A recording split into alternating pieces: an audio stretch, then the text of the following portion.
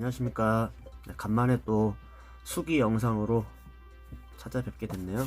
네, 오늘 이야기는 블랙홀 전쟁입니다. 블랙홀 전쟁. 이게 이제 우리나라에서는 사이언스 북스에서 나온 책이고요. 2011년에 나왔고, 레너드 서스킨드. 이게 끈이론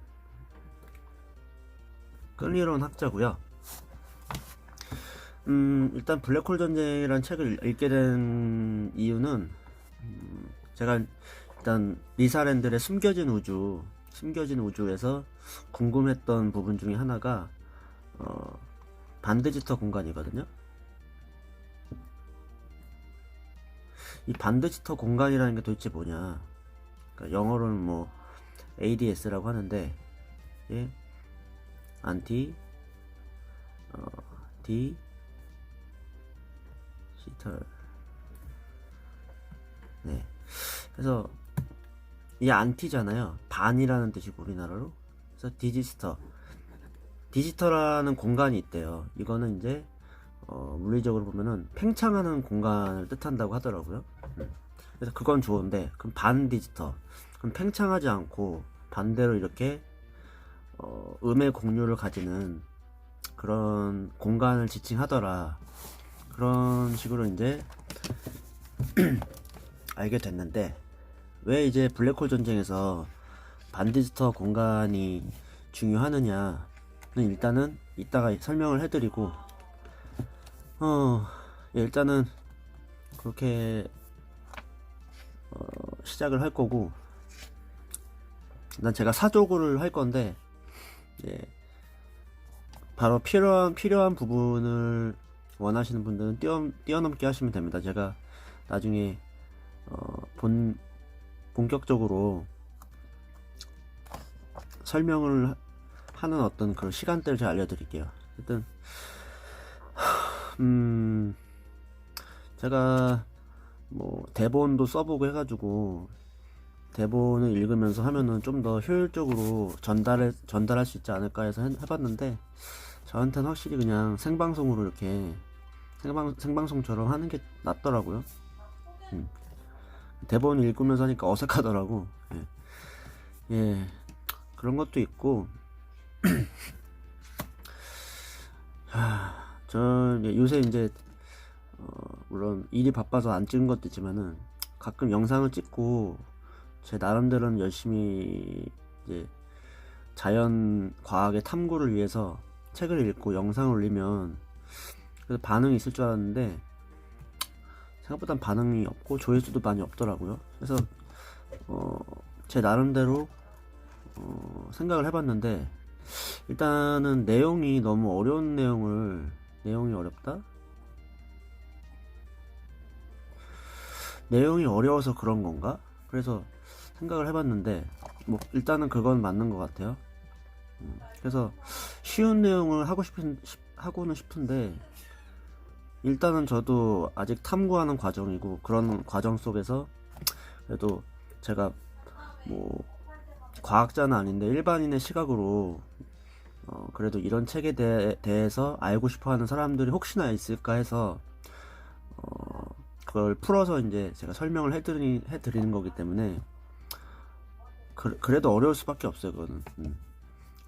기타 과학 유튜버들은 재밌게 편집도 하겠지만은, 저도 나름대로 해봤는데 잘 안 되더라고요. 제 방식하고는 좀 어울리지 않는 것 같아요. 어쨌든 그래서 내용이 어려워서 조회수가 안 나오는 것 같고, 두 번째로는 일단 그래서 내용이 재미없어. 그건 맞는 것 같아. 재미없다. 세 번째, 어떤 주류 과학을 다루지 않는다. 주류 과학을 다루지 않는다는 건 뭐냐면은, 제가 예를 들어서 요새 한 달 전에는 이제 지적 설계에 대해서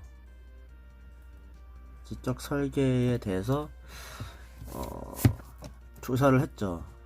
여러 가지 탐구도 해보고 생각도 해보고, 지적 설계가 맞는가 타당한 거에 대해서 그와 관련된 책도 읽고, 뭐 다양하게 더 예전에 읽었던 책도 있으니까 읽어보고 그래서 해봤는데 역시나 이건 재미도 없고 인정받기 힘들기 때문에 사람들한테 왜냐면은 무관심이잖아 솔직히 무관심한 주제이기 때문에 그래서 이에 대해서 진짜 진지하게 탐구하는 사람은 별로 없을 거란 말이죠.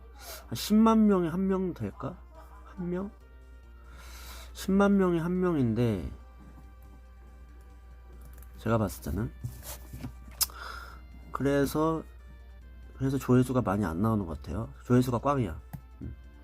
그래서 그런 것 같고 네 번째로는 아직 알고리즘이 유튜브 알고리즘이 저를 선택하지 않았다.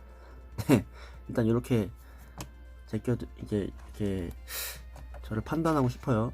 그래서 이런 제 주류 과학이 아닌 내용이라도 불구하고 일단은 어떻게 흐름을 잘 타서 구독자가 많은 뭐 10만 20만인 유튜버가 저와 같은 내용을 다뤘다면 또 혹시 모르죠. 그게 큰 반향을 일으킬 수도 있는데 어쨌든 저는 구독자는 아직 80명대고 그렇기 때문에 이게 크게 와닿진 않을 거예요. 저도 하면서도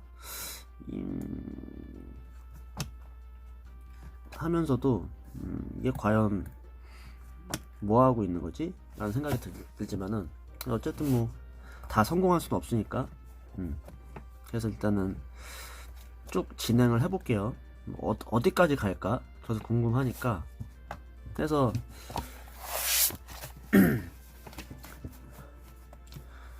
사족이 길었고 그래서 앞으로 뭐 지금 일단은 책 사둔 건 있지만은 더 후 미래에는 내년에는 다윈의 의문이라는 책이 있는데 이거는 못 구하겠더라고요. 그래서 주문을 하면은 그 출판사에서 보내주는 건지 그건 모르겠는데 교보문고나 그런 거 다 찾아봐도 재고가 없어요. 어쨌든 이 다윈의 의문과 대결할 수 있는 책은 요새 나오는 화석이라는 책이 있어요. 화석 두꺼워요. 큰 두꺼운데 그림 못 그리네. 아무튼 화석이라는 책이 두껍게 있는데 이게 화석 모양 돼 있고 이 다윈의 의문이라는 책과 화석이라는 책을 내년에는 한번 대결을 펼쳐볼 거고요. 예정이고 어쨌든 더 탐구해볼 만한 가치가 있으니까 뭐 서로 까고 있는 거지. 다윈의 의문은 지적 설계를 대변하는 거고 화석은 그 반대 세력이니까 또 그거고 어쨌든 이렇게 알아두시고 사족이 길었습니다. 네, 그럼 시작하겠습니다. 반디지털 공간 제가 그 우주의 구조 끝나고 나서 우주의 구조였나? 네. 그 지적 설계론 하기 전에 딱 그 최근 그래서 맨 마지막에 제가 ADS CFT 추론이라고 하는데 말 그대로 풀어 쓰자면은 안티 D 시타 이거는 conformal field theory 반디지털 등각장 이론이거든요. 저도 이게 무슨 말인지 모르겠어요. 등각장 장 이론인데 어쨌든 그런 말이고 이게 결론은 블랙홀 전쟁을 종결시키는 어떤 역할을 했었다. 오래전에 그것도 20년 전에 그랬다는 겁니다. 그래서 블랙홀 전쟁은 어떻게 시작됐느냐 일단 호킹 어떤 만남에서 서스킨드 파가 있었고요. 뭐 파라고 하기는 그렇고 서스킨드라고 한 명이라고 하면은 뭐 토프트라는 사람도 있는데 쓰면은 호킹 파가 있었는데, 이 호킹은 어떤 정보가, 이게 블랙홀을 이제 제가 BH라고 지칭할 거예요, 이제부터. 블랙홀에 어떤 정보가 들어가게 되면 이 정보는 사라지게 된다는 거죠. 정보가 빠져나오지 못한다는 거야. 근데 어쨌든 호킹 복사라는 게 나중에 밝혀지게 되지만은, 호킹 복사, 이 호킹 복사 자체도 좀 신기하죠, 사실은. 왜냐면 복사라는 게 뭐 광자는 여러 가지 입자가 나오는 건데, 블랙홀에 어떤 입자나 빛이 들어가면은 못 나온다고 됐는데, 어쨌든 호킹 복사라는 거는 호킹 박사가 예전에 어떤 수학적인 이론으로 밝혀냈다고 해요. 그것도 알아보려면 또 시간 오래 걸리지. 어쨌든 호킹 복사가 있는데, 이 복사라고 해도 이거는 정보는 보존되지 않는다는 거예요. 정보 보존이 안 된다. 무슨 말이냐? 내가 만약에 이 정보가 뭐 피자 정보가 쏙 들어갔어요. 근데 나올 때 뭐가 어떤 입자가 나올 거 아니에요? 파티클을 P라고 할게요. 그러면은 그냥 어떤 입자가 나올 뿐이지, 이게 피자를 만들기 위한 정보가 될 수는 없다는 거야. 이게 이제 호킹이 말하는 그건데, 이 서스킨드라는 사람은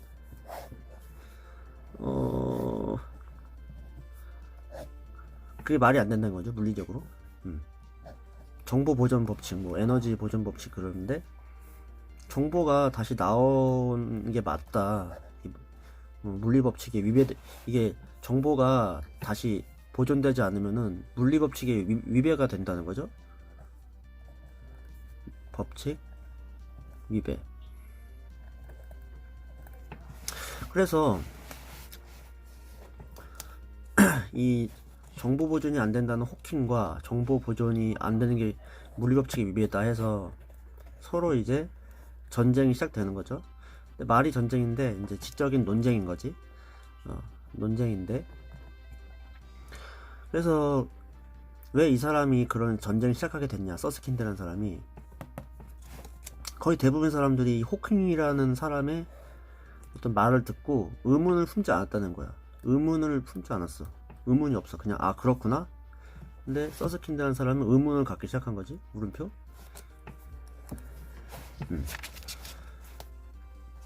그렇다는 겁니다. 그래서 여러 가지 전개가 되는데, 이 전쟁이 시작된 이유예요. 정보 보존이 되느냐, 보존이 안 되느냐, 정보 보존이 되느냐, 그건데 이게 전쟁의 개요입니다.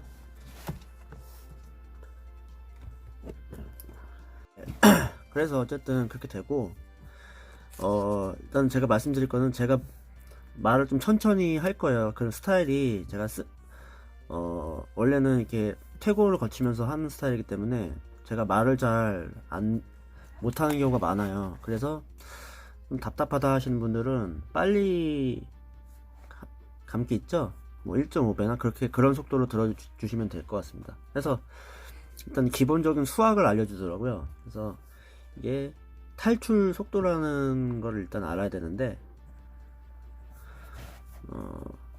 어떤 이렇게 행성이 있으면은 우리가 나가기 위해서는 탈출 속도가 있어야 되잖아요. 이게 로켓이라고 하면은 탈출 속도가 있어야 되는데, 탈출 속도가 최대로 치면은 이걸 C로 놓는다는 거지. C라는 게 이제 광속이잖아요, 그죠? 광속. 어쨌든 탈출 속도 식은, 이 식은 루트 RS분의 EmG. 그래서 이게 슈바르츠 실트 반지름. 이거는 이제 그거죠. 지평선 반지름이에요. 이 지평선인 반지름이라는 게 뭐냐면, 이제 블랙홀이 있으면은 이 중심이면은 이 반지름이라는 거죠. 이게 이제 RS 탈출 속도 공식이 이거라는 건데, 그래서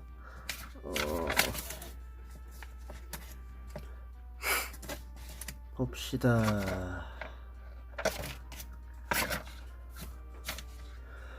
네, 어쨌든 탈출 속도 최대라고 치면은, 광속이라고 하면은 이거를 다시 제곱을 해주면은 C제곱이 되고 뭐 이게 되니까 이거를 이게 없어지죠. 그래서 이 반지름을 알아내기 위해서는 지평선 반지름은 C제곱분의 2mg 이게 된다.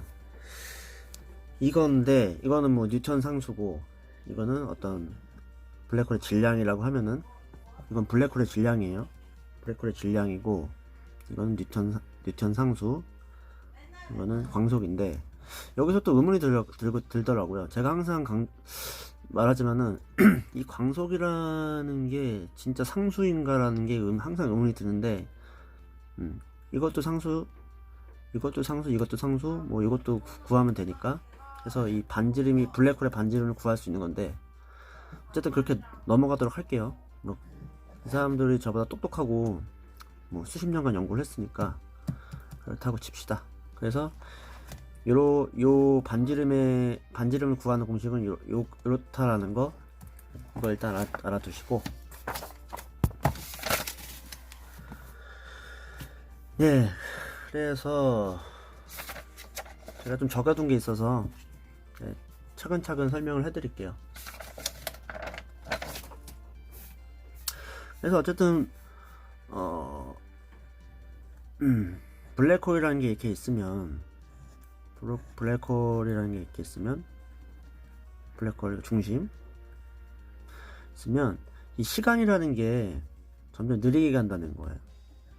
이 중심으로 갈수록 시간이 느려진다. 뭐 1초를 이렇게 째깍째깍이라고 하면은, 째깍 이렇게 하면은 이게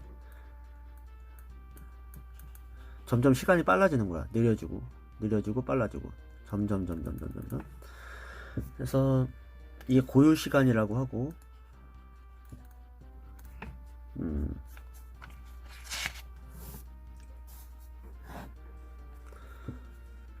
일단 그렇다는 거 알아두시고요.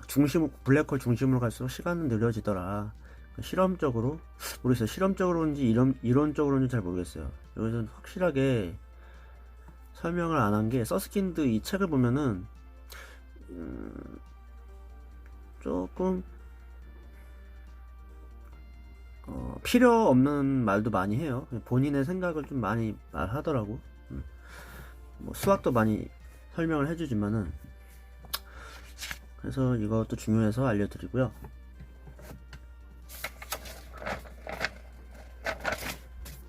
그 다음으로는 이거 지금 제가 설명해 드리는 거는 준비 단계예요. 준비 단계. 이렇더라. 그리고 아까 뭐라고 했죠? 준비 단계 1번이라고 칠게요. 1번. 이 반지름 구하는 공식. 블랙홀 반지름을 구하는 공식은 C제곱분의 2mg더라. 그리고 두 번째가 블랙홀 중심으로 갈수록 시간은 느려지더라. 그 다음에 세 번째는 불확정성 원리를 또 알아야 되는데, 뭐 이 사람 여러 가지 있겠지만은 여기서는 이걸 강조하시던데, 불확정성 원리를 나타내는 또 식을 보면, 식이라고 하긴 그렇고 비례식이라고 해야 되나? 하여튼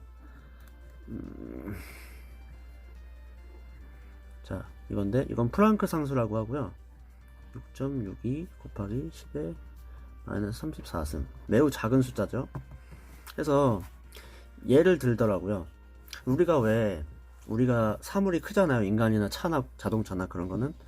그거는 왜 불확정성 원리가 적용되지 않는 것처럼 보이느냐. 그걸 보면은, 이 질량이 작을 때, 만약 전자라고 할게요. 기억이라고 할게요. 전자일 때는 이게 매우 작잖아요. 그죠? 매우 작기 때문에 이게 커질 수밖에 없다는 거예요. 응? 잘 생각해봐요. 이거를 이거 전체적으로 볼게요. 그러면은 매우 작은 거에서 작은 거를 나눴다. 어떤 일이 벌어질까요? 아니다. 그렇게 생각하지 맙시다. 그냥 이게 상수니까 이거는 고정값이라고 하면은 이게 전자 질량이 매우 작을 거 아니에요. 그죠? 이 작은 거를 작은 거를 상수로 나누면은 상수로 작은 거를 나누면은 어떻게 될까요? 이 값이 엄청 커지겠죠. 그죠?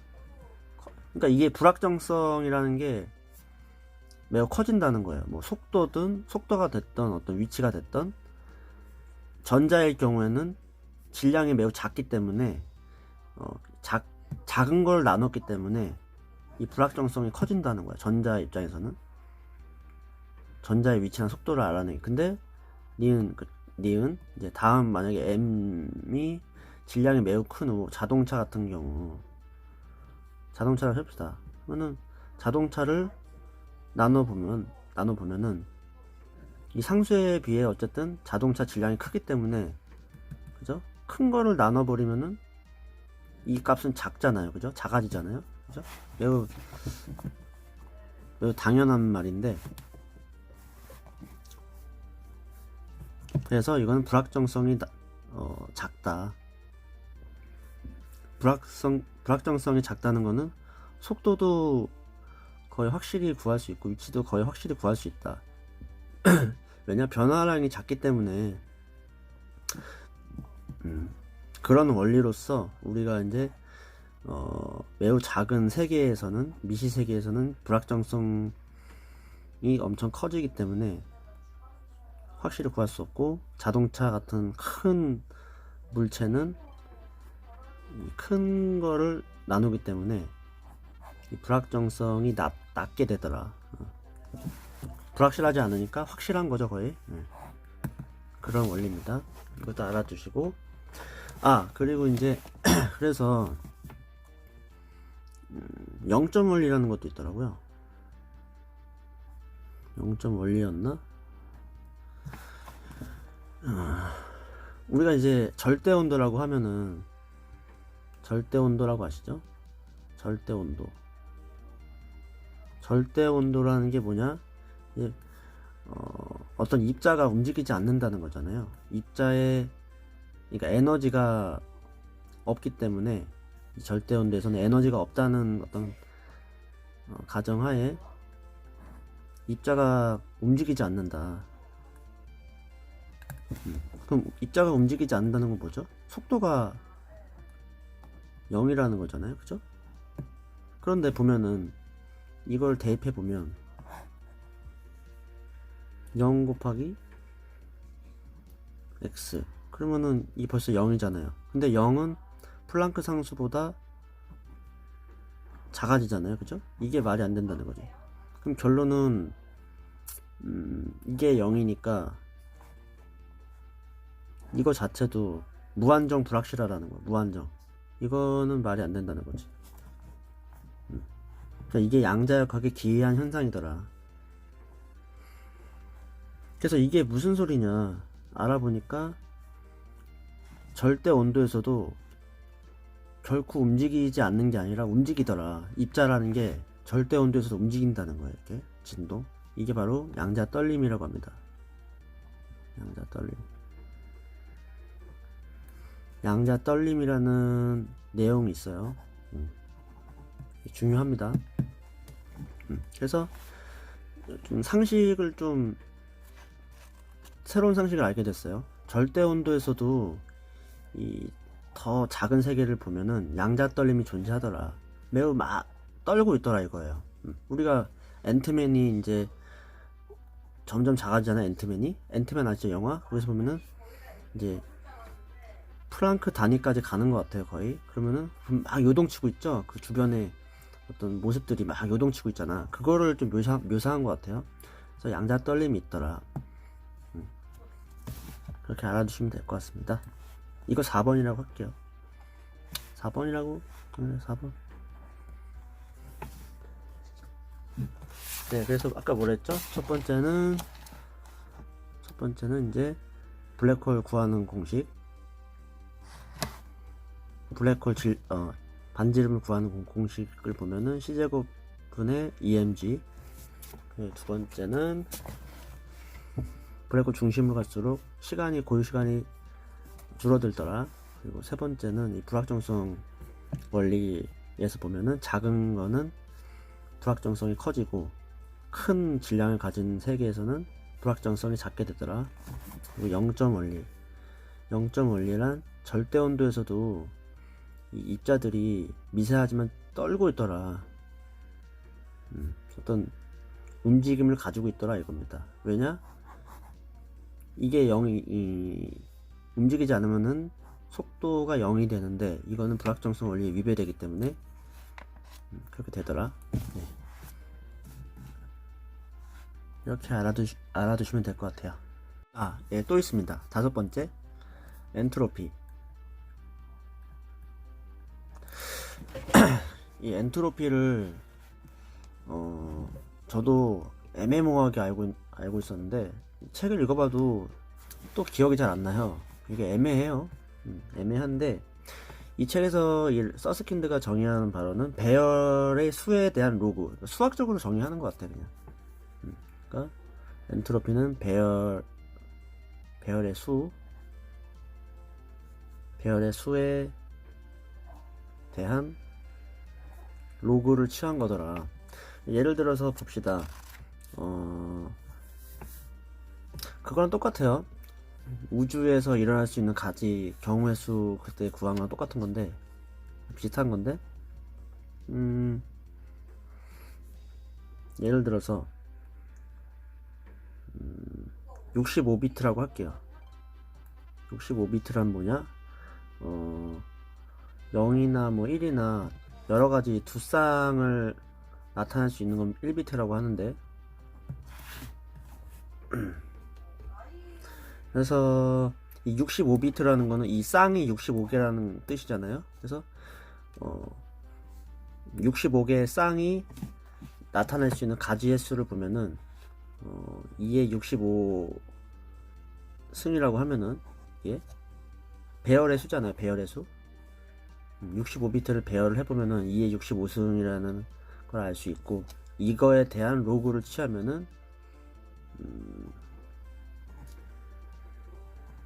하면은 이게 65더라. 그래서 엔트로피는 뭐냐? 65더라. 간단하죠? 근데 여기서 보면 이게 밑이 2라는 거예요. 근데 이게 더 엄밀히 가보면은 이 엔트로피는 로그의 2를 밑으로 한다고 해요. 이거를 이렇게 정의한다고 합니다. 그래서 여기에 0.7을 또 곱해줘야 된대요. 그래서 65 곱하기 0.7을 하면은 45. 그래서 그 어떤 공간에 가지수가 65 가지수가 있다고 치면은 65비트라고 치면은 이 여기에 엔트로피는 뭐냐? 45가 된다고 합니다. 엄밀하게. 그래서 뭐 어떻게 정보가 들어가면은 가지수가 더 많아지겠죠? 그러면은 되게 직관적으로 알 수 있죠. 어떤 정보가 들어가게 되면은 비트의 수가 더 많아질 거 아니에요. 그죠? 그러면은 많아진 만큼 이게 증가하니까 엔트로피가 증가하게 되는 거지. 되게 읽다 보면 딱 직관적으로 느껴지는데 또 좀 시간이 지나면은 좀 애매모호한 개념이긴 해요. 이것도 필요한 개념입니다. 엔트로피를 이 사람은 숨겨진 정보라고 또 말을 하더라고요. 엔트로피는 숨겨진 정보다.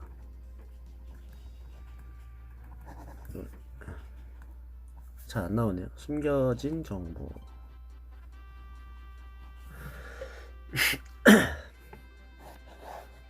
엔트로피는 숨겨진 정보다. 네.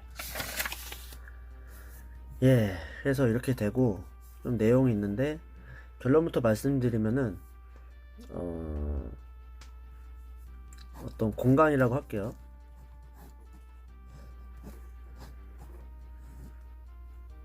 네, 그림은 잘못 그려. 아무튼 이 공간이 있으면 이 공간에 집어넣을 수 있는 정보의 최대량은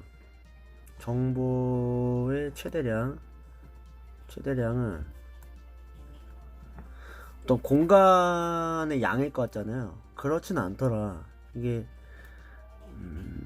이론적으로 여기 조사를 해보니까 연구를 해보니까 그 영역의 부피가 아니라 이 건널비에 해당되더라. 넓이. 이 공간의 넓이에 해당되는 영역이 정보의 최대량이더라. 부피가 아닙니다. 부피가 아니고 넓이더라. 이거 좀 신기했어요. 언뜻 보면은 이 들어가는 양이라는 게 최대량이라는 게 부피 같잖아요. 근데 넓이에 해당된다는 거, 그 양이. 저장할 수 있는 정보의 최대량은 결론부터 말씀드리면은 플랑크 넓이당 4분의 1비트라고 합니다.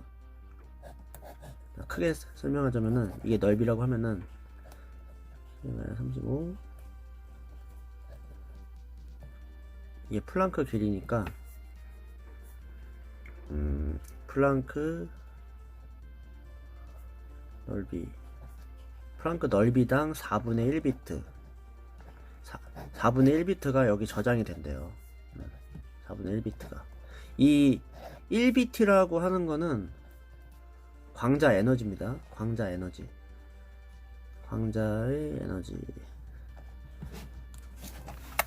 광자라고 하는데,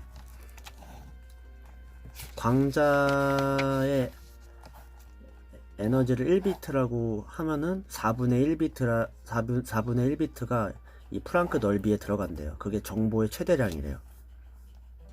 요만큼 집어넣고 요거를 크게 확대를 해보면은 요만큼의 4분의 1비트씩 들어간다는 거예요. 최대 정보의 양이. 신기합니다. 이 부피가 아니라 넓이로서 생각한다는 거예요. 이 정보가 부피가 아니라 이 넓이를 이제 플랑크 단위로 나눴을 때 나누고 난 그 넓이에 4분의 1비트가 들어간다는 거야. 최대. 갑자기 왜 뜬금없이 뭐 정보를 얘기하고 넓이를 얘기하고 그러냐. 아까 왜 이 블랙홀 전쟁이 시작됐다고 했죠? 블랙홀이 있으면은 정보가 들어가면은 서스킨드는 정보가 나올 수 있다고 한 거고, 호킹은 들어가면은 여기서 없어진다, 정보가 사라진다는 건데, 이 저자는 서스킨드잖아요. 이 서스킨드기 때문에 이 블랙홀 관련해서 이제 말하자면은 정보를 말하기 위해서는 그렇게 연구를 하다 보니까 이 건널비를 구하게 된 거예요. 건널비를 구하게 되고, 여기에 얼만큼의 비트가 들어가느냐, 정보가 들어가느냐를 하는 과정 속에서 이렇게 나왔다는 거지. 그래서 시작되고, 이게 내용이 많은데 제가 전문가도 아니고 일반인으로서 리뷰를 한 입장인데 좀 건너뛰고 이야기를 할게요. 그래서 이 연구를 하다 보니까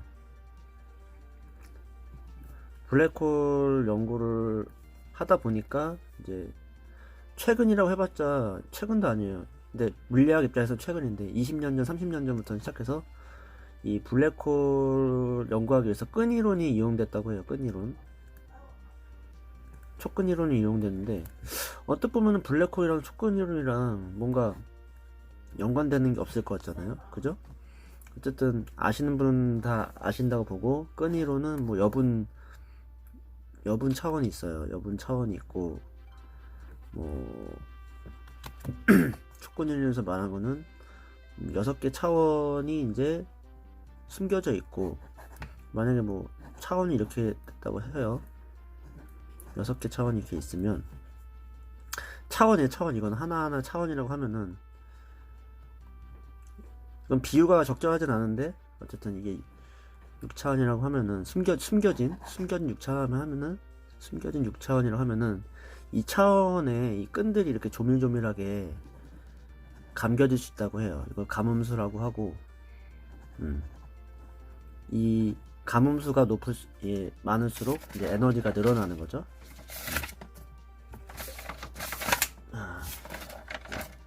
그래서 이렇게 감겨져 있는 거를 닫힌 끈이라고 하고, 닫힌 끈, 뭐 닫힌 끈의 예로는 뭐 중력자도 있고 여러 가지 있다고 하는데 어쨌든 닫힌 끈이고, 여기 이렇게 튀어나오는 게 열린 끈. 어쨌든 닫힌 끈, 열린 끈이라는 게 존재하고,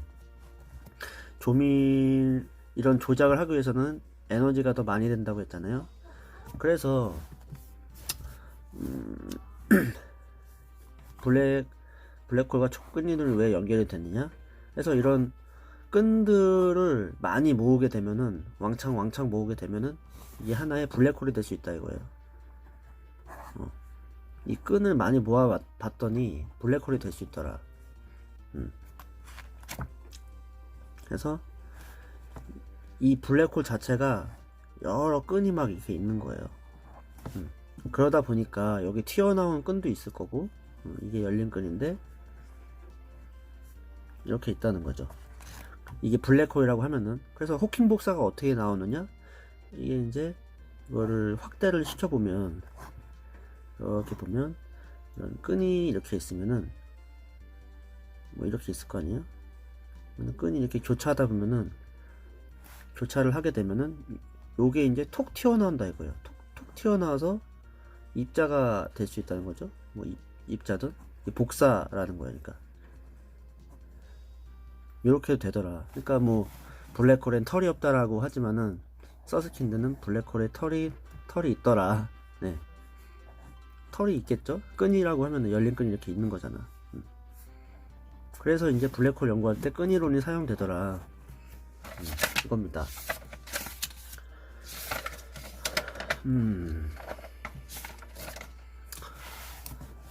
참 신기합니다. 대단하기도 하고. 그래서 내용이 많은데, 그래서 거의 다 왔어요. 네. 그래서 이제 최근 20년 전에 이제 발표된 내용에 따르면, 어쨌든 이 물리학자들이 이 블랙홀 정보에 대해서 연구를 하기 위해서 극한 블랙홀을 사용했대요. 극한 블랙홀. 이 극한 블랙홀이란 뭐냐? 어떤 블랙홀이 있으면은 여기에 뭐 전자 같은 걸 하나씩 추가를 하게 되면은 이 전자 간의 어떤 서로 이제 청력이 작용하니까 서로 이제 나가는 성질이 있겠죠.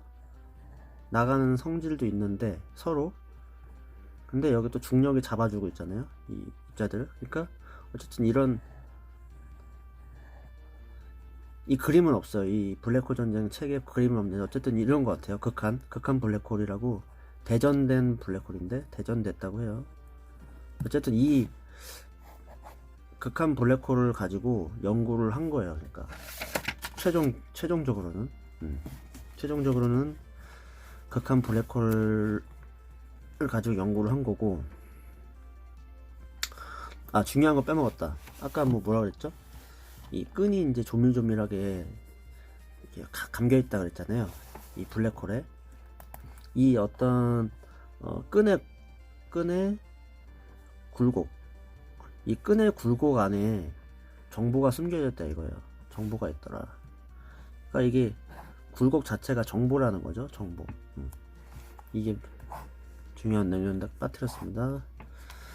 어쨌든 그랬고, 그래서 끈이론이 발전하다 보니까 D막이라는 게 이제 제 예전 영상에도 나왔지만 D막이라는 게 존재하는데, D막의 종류에는 D 영막이라고 해야 되나? 아무튼 이거는 이 막이 있고, 이 점이죠. 어떤 한 점에 끈이 있는 거고, 그리고 D1막은 1차원 선에 열린 끈이 붙여 있는 거고, D2 막에는 어떤 이렇게 2차원 평면에 열린 끈이 존재하더라. 요런 배경 지식을 가지고 이제 극한 블랙홀을 연구하기 시작한 거예요. 그래서 거의 다 왔습니다. 좀만 참으세요. 그래서 제가 이제 찾던 사람이 나오기 시작하는데, 말다세나예요. 말다세나.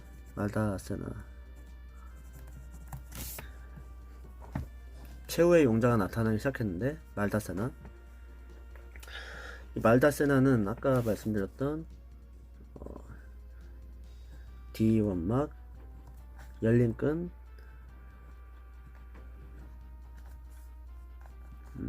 D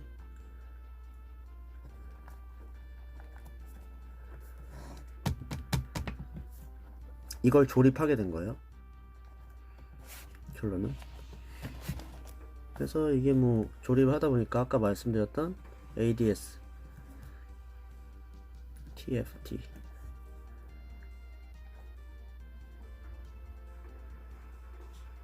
CFT죠. ADS, CFT 대응성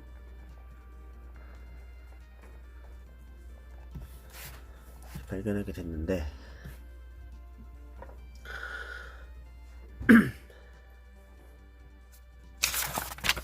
일단 먼저 말해도 되는데 일단 더 설명을 해볼게요.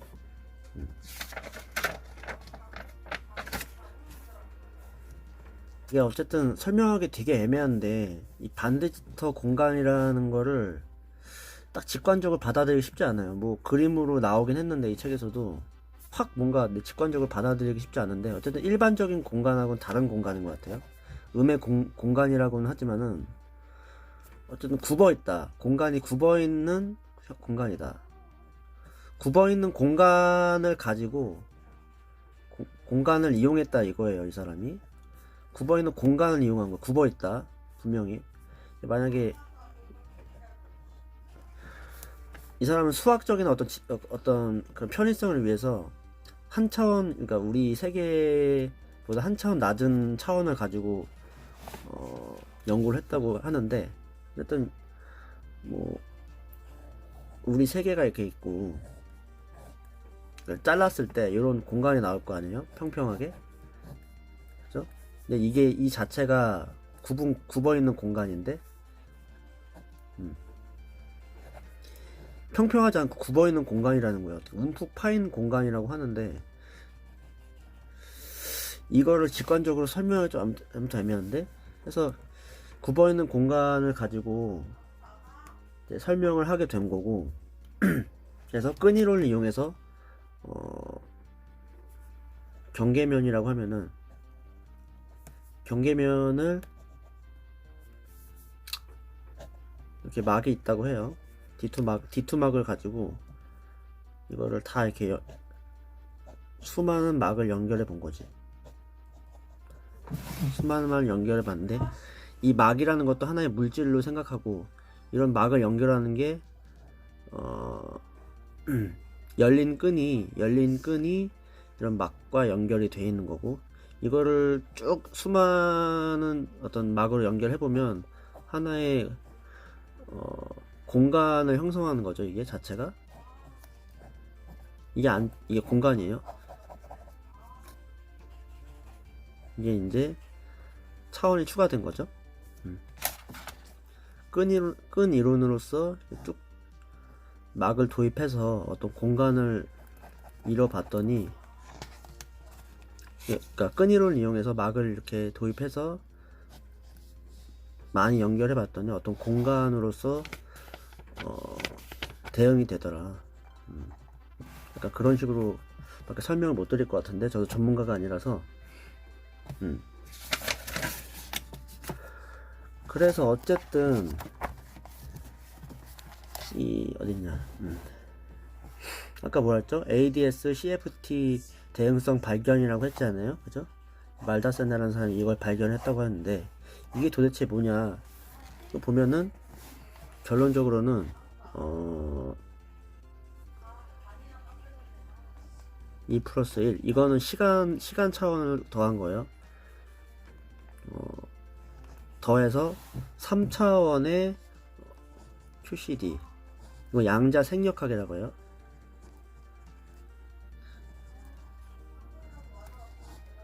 이게 강입자 이론이잖아요. 강입자 이론인데 이거는 3 플러스 1 그러니까 이거보다는 한 차원 높은 차원이죠.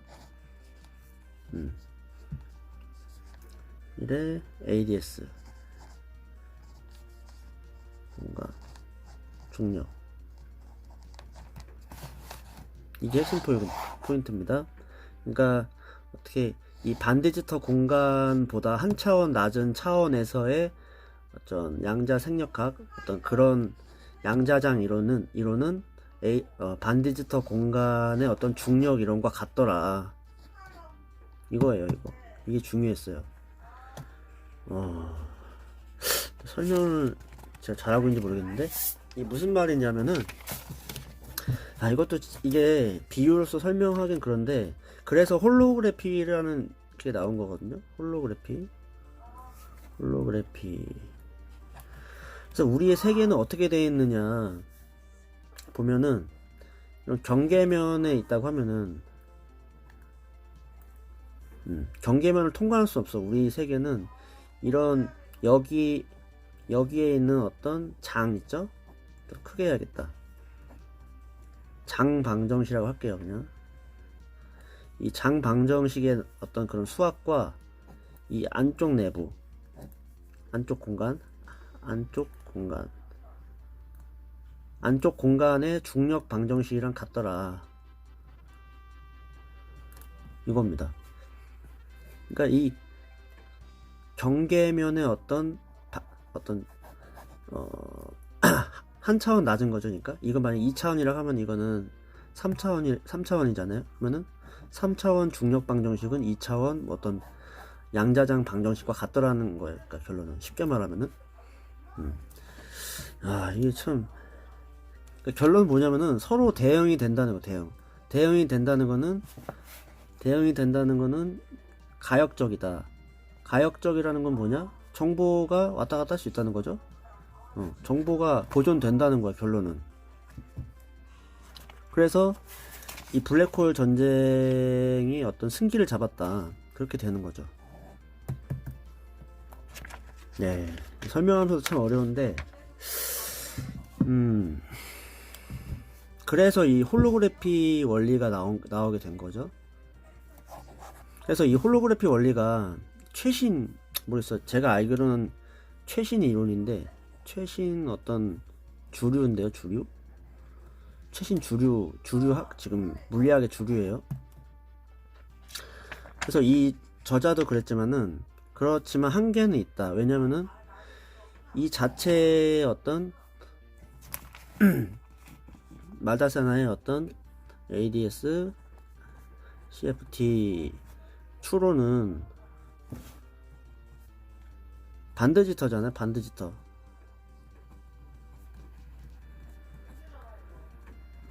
반드지터 공간에서의 어떤 그런 추론이기 때문에 자, 왜 그러냐? 드지터 공간은 아까 초반에 드지터 공간은 이게 확 팽창하는 공간을 말하는 거잖아요. 근데 우리 우주는 지금 어쨌든 뭐 직접 보진 않았지만은 팽창하고 있다고 쳐요. 그죠? 우리 우주는 지금 팽창하고 있는 우주예요. 봤을 때. 그러면은 디지터는 팽창하는 거를 뜻하는 어떤 그런 수학인데 이 말다세나 어떤 추론을 보면 반디지터 어떻게 보면은 팽창이 아니라 축소되어 있는 어떤 그런 수학을 이용한 거기 때문에 그런 한계는 있다. 어쨌든 우리 세계를 어떤 이런 반디지터 공간을 이용해 봤더니 반디지터 공간을 이용해서 어떤 그 안에 블랙홀 블랙홀을 이용해 봤더니 정보가 보존되더라.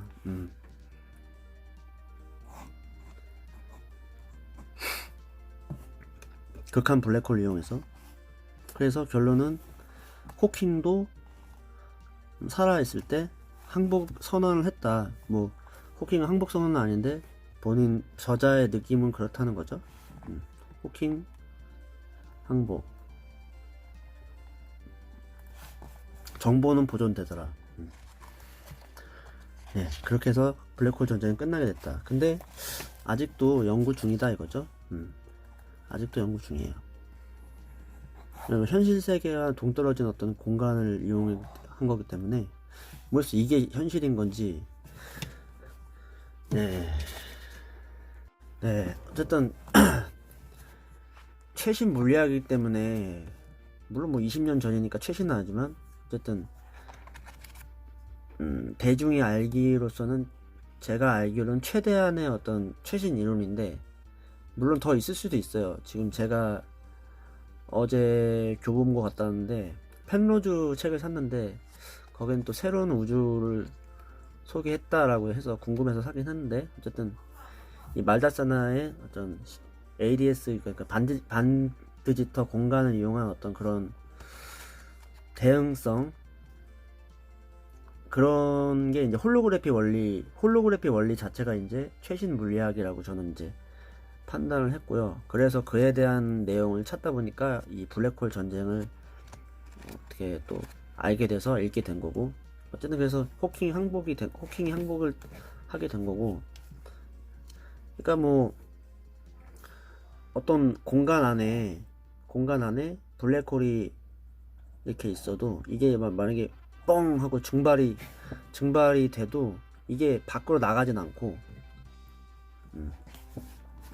밖으로 나갔던 어쨌든 이 정보가 여기 이 경계면에 있기 때문에 보존되기 때문에 정보가 사라지지 않는다는 거지. 그러니까 이 공간에 대한 어떤 방정식과 이 경계면의 방정식이 같다라는 것을 표현한 거기 때문에 정보는 보존되더라. 그래서 블랙홀 증발과는 상관이 없고 증발해도 정보는 보존되더라 이겁니다. 예, 그래서 제가 생각을 해봤는데 왜 내가 이 반디지터 공간 이 공간에 대해서 왜 궁금해했을까 생각을 해보면은 그래서 리사랜들의 이제 마구주 제가 이제 소개를 해드렸잖아요. 마구주를 보면은 어쨌든 이 중력막이 있고 중력막 있고 이게 이제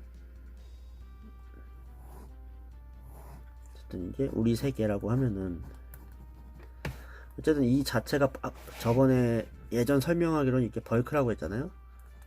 이 벌크인데 이 벌크 자체가 뭔지 몰랐어요. 거기서도 제가 또 놓칠 수도 있었는데 그 책도 좀 어려웠으니까.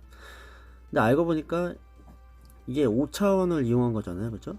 5차원 숨겨진 차원인 거잖아. 비틀린 여분 차원이잖아요. 그죠? 여분 차원이 이 공간 자체가 여분 차원이라는 거잖아요. 그죠? 그러니까 이걸 보면은 이 중력막과 양력막 생각해보니까 이게 5차원이고 또 책을 좀 유심히 살펴보니까 이 반디지터 공간을 가지고 이용을 했더라고요. 리사랜들이. 그래서 내가 뭔가 놓친 부분이 있구나. 그래서 이 반디지터 공간에 대해서 찾아보자 하니까 말다세나가 나온 거고 그에 대한 내용을 좀 조사해 본 거죠. 그러니까 이 말다세나의 어떤 반디지터 공간을 이용한 어떤 자꾸 나오지만은 이런 이론이 나오니까 리사랜들이 이거를 좀 이용해서 이 RS 모델 그러니까 랜들 썬드런 모델을 만들게 된 거죠. 비틀린 뭐가 비틀렸냐고? 이 5차원 ADS 차원이 비틀렸다 이거야. 비틀렸다고. 일반 공간이 아니라 이런 반디지털 공간이 비틀린 어떤 상태를 살펴보니까 우리 세계가 중력막이 있고 양력막이 어떤 그런 세계가 있다라고 예측을 하는 거죠. 그렇게 된 거라고 보니까. 그래서 이게 조금씩 공부를 하다 보니까 이게 조각조각 된 어떤 정보들이나 그런 게 맞춰지는 것 같아요. 퍼즐을 맞춰지듯이. 지금 좀 그런 면에서는 어렵지만은 재미를 좀 느끼고 있어요. 그래서 이걸 확장을 해보면은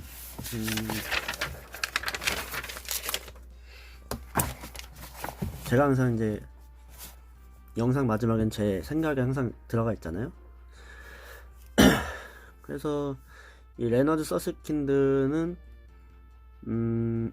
리사랜드 저서를 소개했지만은 연결고리는 제가 찾지 못해서 제 나름대로 연결고리를 찾아보면은 이게 반디지털 공간이라고 하면은 이게 블랙홀이라고 해도 좋고 뭐 여러가지 입자들이 있을 거고 뭐 세계가 있을 거고 우주도 있을 거고 한데 요 자체를 단편을 딱 살펴보면은 그렇다는 거지. 이 단편을 확대를 시켜보면은 이 경계면이 중력막인 거야.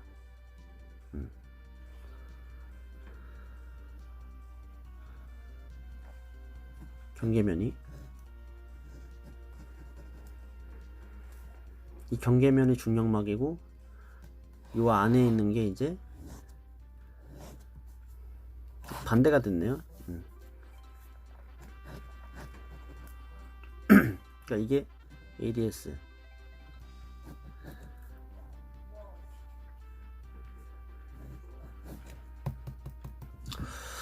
그래서 요 상태가 쭉 연결되면 이제 전체적인 어떤 우주의 공간이 나오겠죠. 그러니까 이거를 직관적으로 이게 받아들이기가 애매한 거야. 그때도 리사랜들의 RS 모델도 중력막 양력막이라고 하지만은 그 안에 벌크가 있다고 하지만은 이게 우주 전체를 얘기하는 건지 아니면은 그 공간에서의 일부를 말하는 건지 그거를 알 수가 없으니까 더 궁금했던 거고. 그렇잖아요. 막연하게 중력막이 있고 양력막이 있고 뭐 중력막만 있는 세계도 있고 이게 없고 그런 막도 뭐 존재한다고 하지만 그래서 RS1 뭐 RS2 이런 것도 있는 건데 어쨌든 뭐 그거 좋다 이거야. 그런데 이게 그 자체가 어떤 공간 안에서 일부를 이야기하는 건지 아니면 이렇게 홀로그래피 원리처럼 전체를 말하는 건지 그거를 좀 생각하다가 이 책을 읽으면서 제 나름대로 표현을 해봤어요. 그래서 우리 세계는 어떤 경계면의 홀로그래피적인 어떤 그거다. 하지만 이 자체도 ADS 공간도 음의 어떤 곡률이기 때문에 우리 세계는 팽창하는 디지털 공간이잖아요. 디지털? 팽창하는 공간이기 때문에 어쨌든 수학적으로 따져보면은 블랙홀의 어떤 블랙홀의 정보 보존을 위해서 이런 걸 했지만은 우리 세계와는 좀 동떨어진 세계다. 그래서 아직 갈 길은 멀었다라고 서스킨드는 이야기를 하고 있습니다. 네. 오, 매우 어렵습니다. 이해가 되셨는지요? 그래서 블랙홀 전쟁 책도 재밌었어요. 어렵기도 하고 수학도 여러가지 알려주기도 했는데 그래도 저는 부족하더라고요. 부족하다. 뭔가 부족한 느낌이 들어서 좀 끝판왕을 좀 찾은 것 같아요. 펜로즈 책을 지금 샀거든요. 이거는 제가 소화를 할 수 있을지 모르겠지만은 이 내용에 대해서 더 고등 단계를 한번 제가 도전을 하려고 합니다. 예, 그때까지 조금만 기다려 주시고 무슨 내용인지 잘 모르시겠지만은 그래도 알고 싶은 분은 차근차근 속도를 줄여가면서 한번 몇 번 보시길 바래요. 네. 그러면 좀 이해가 되실 거예요. 네, 어쨌든 네, 다음 시간에 찾아뵙도록 하겠습니다. 수고하셨습니다.